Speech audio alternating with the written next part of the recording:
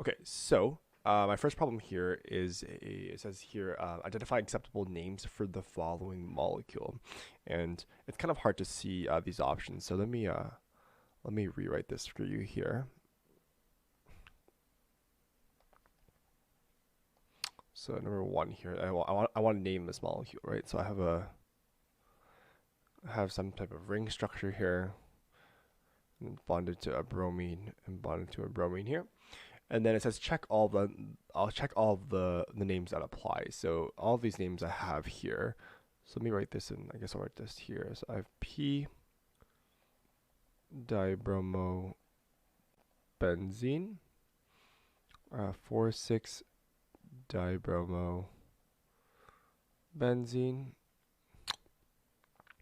And it basically all of these guys here are dibromobenzene. So let me just I'll write down dibromobenzene once, and then all they're changing is the prefixes. So the next one here is 4,6 dibromobenzene, and then it's 2,4 O dibromobenzene, 1,3 dibromobenzene, 3,5, and finally M. And all of these guys are dibromobenzene. I just don't want to write them all out. So I can put these air quotes here. Just to say that they're all dibromobenzene here. So, we want to identify the acceptable names for this molecule. So let me do this in blue.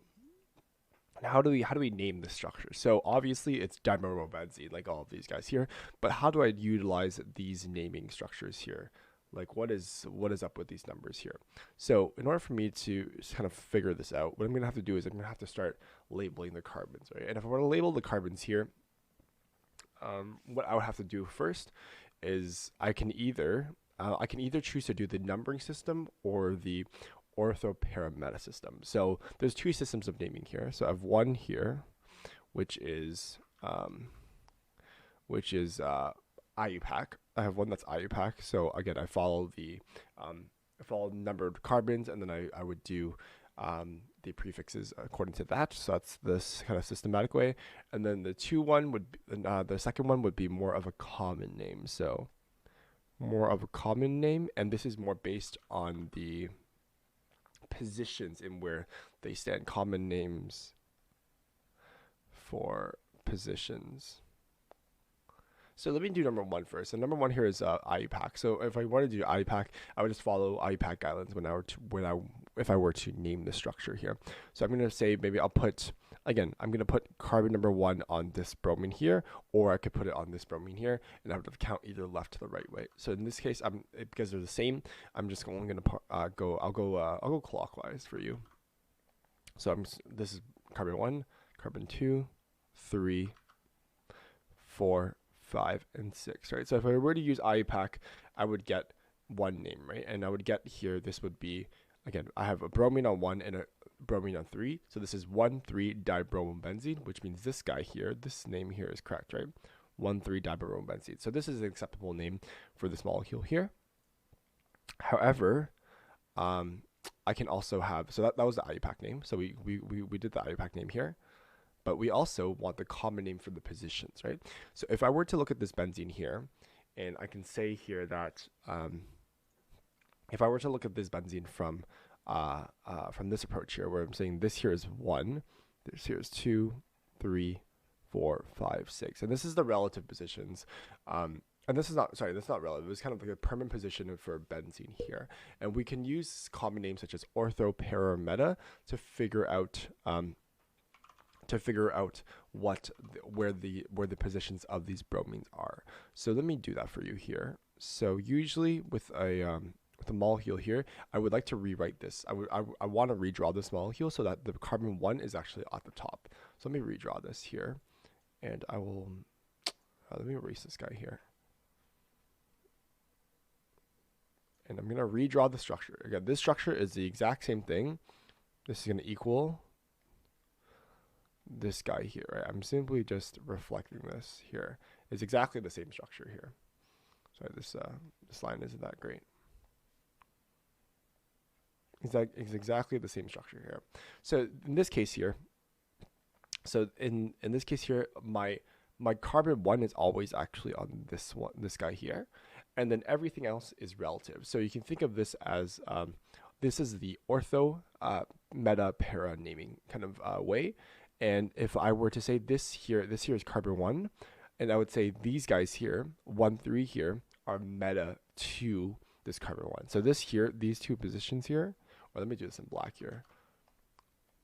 These carbons here, these guys are meta. So we can say this here is meta. I have, let's see, I have a 1, 2 position. So 1, 2 would be, actually, let me redraw this here. If I have a, if I'm using the same IUPAC naming here, my carbon is 1 is here, this is 2, and this is 3, right?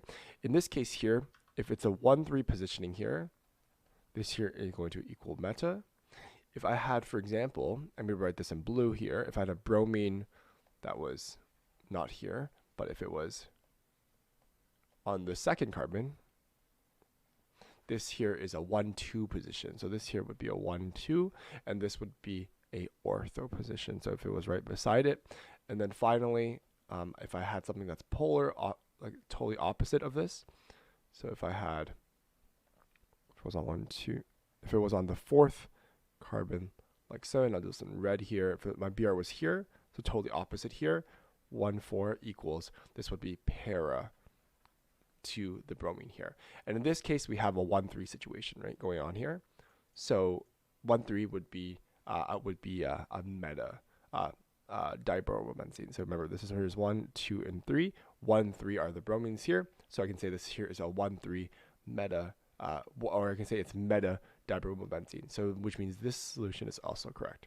So I can say that if I were to identify the acceptable names, so therefore, so 1, 3 dibromobenzene, and I'll write this out, and M dibromobenzene are your acceptable names for this molecule here. So again, there's two kind of ways to kind of name these guys here. And one is using the IUPAC way, and the other is using the meta ortho para way. And this really helps us when we have like more than one. This kind of helps us identify kind of when we work with organic chemistry, when we look at, oh, it's meta directing, or it's para director, or ortho directors, and these are a lot easier for us to, it's easier to communicate in this than saying, oh, it's 1, 3, or it's 1, 4, it's 1, 2. So this is a better system when we talk about organic chemistry in the higher levels here. So the solution here is 1, 3 dibromobenzene and M dibromobenzene. And as you can see here, they labeled kind of the same thing here. So they have 1, 2, and 3 on these benzenes, which means it's M dibromobenzene, or it's 1, 3 dibromobenzene here. So this solution here is correct. It's a good analysis as well.